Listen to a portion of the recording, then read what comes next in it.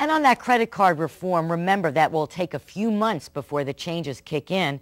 The bill just passed Congress. The president still needs to sign it. But in the meantime, one company is putting job opportunities right into the palm of your hand. RecruitingNevada.com has a new website that allows people to download jobs right to their mobile phones. All the jobs listed are based in state. The site has teamed up with local healthcare organizations, the Chamber of Commerce, and Greenspun Media Group to list jobs in as many places as possible. Plus, it matches you with a job that fits your experience. Kind of what we call a candidate matching system. It's different than your generic job board where an employer may put a job post up and get 300 responses even though 295 of those are unqualified. It better matches the candidates to save the employer time and save the job seeker some frustration, making sure that they're talking to the right people. And the link is mrecruitingnevada.com from your mobile. If you're looking for it on the web, just drop the M. Nevada JobConnect currently has 4,500 job listings, and now the agency wants to help you even further. They have a resource for every step of the job-seeking process. Shannon Onstadt has the story. If you search for job leads on the internet, there's pros and cons to it. Most job seekers don't realize that their search starts long before they even write a resume. And Nevada Career Information Systems has help with every aspect of that process.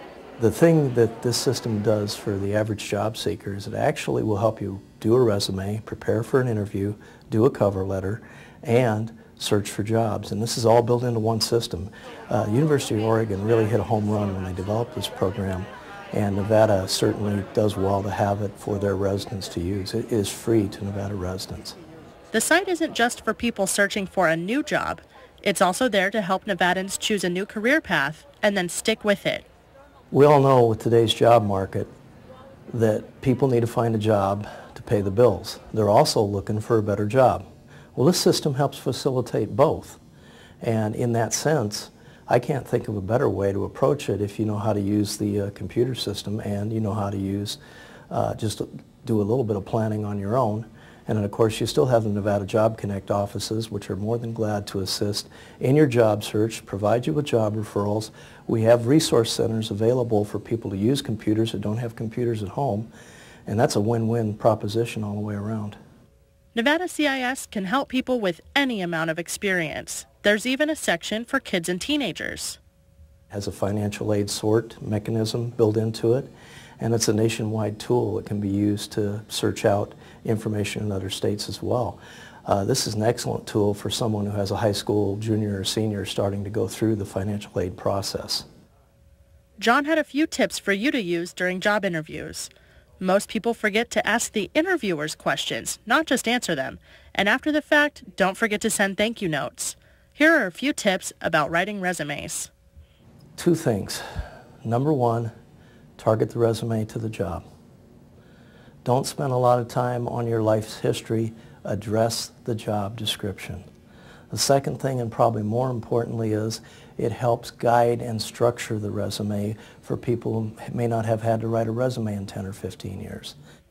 Nevada Career Information Systems is interactive and includes tests and feedback to help give you the edge at your next interview. Shannon Onstadt, Recession Rx. Sometimes the stress in the economy is spilling over into the workplace. Joining me to talk about that topic is Dr. JoAnn Lippert, a psychologist who has 20 years experience in this. And Doctor, let me ask you, is violence in the workplace common or rare? Or? It's actually very rare. Very few people actually come to work and harm their coworkers. I guess we hear about so many cases in the media, you start to think that, oh wow, it could happen to you. Certainly when they happen, they're very big news, and they tend to get a lot of coverage. One of the things you mentioned is a myth to say that people suddenly snap. That's what we frequently hear, you know, when a story first comes out, is that the person snapped. It was totally unexpected. However, typically when you wait a couple of days, more information comes out and you realize that the person had been planning and preparing and actually had been thinking about the violence for some time. Will they be showing signs that, like, I as a manager or should look for? Or? Actually, what we know is that workplace violence is often foreseeable and preventable if people notice the signs. And so, for example, when a person is making threats, veiled threats, or perhaps they're actually making comments about, I'm going to get even with this place and so on, and then we see a change in their behavior where they become maybe more angry, more preoccupied.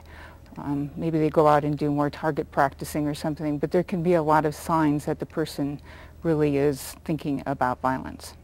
And in that case, what does management do? Well, what's important for people to remember and think about is that for managers, supervisors, and employees, when you see those types of behaviors, you hear those kinds of comments, that it's important to report it to the appropriate people within the company or university or whatever the workplace might be. Many companies have mechanisms for making these reports and then to really follow up and evaluate and determine if it's a real risk or not. Do we have to remember too, though, that some jobs people get angrier than others, people on deadlines or facing... Certainly, people get frustrated and angry in all types of workplaces, and just because somebody's getting angry or maybe kind of snaps at another person doesn't mean that that's a threat of violence. And so we have to use some prudence in making those types of reports. What do I do if I'm in a situation where I feel that this is really about to escalate? My intuition is saying, whoa, this could get violent. What do I do? Well, if the person is in that situation, it's always important to not escalate it and engage in an argument and confrontation at that point. And what would be important is to, kind of tone it down and essentially back away from the situation, remove yourself from the situation, and then perhaps, depending on what was going on, is approach a supervisor or manager and ask for their assistance to resolve the issues. So it could be something as simple as me saying, I need to go use the restroom, or I've got to make a phone call. Or... Oh, certainly. Anything like that that would just be, an appropriate excuse of something, of saying, well, let's talk about it later. I need to go, like you said, to the restroom, or I'm going to go get a cup of coffee, and we can talk about it later.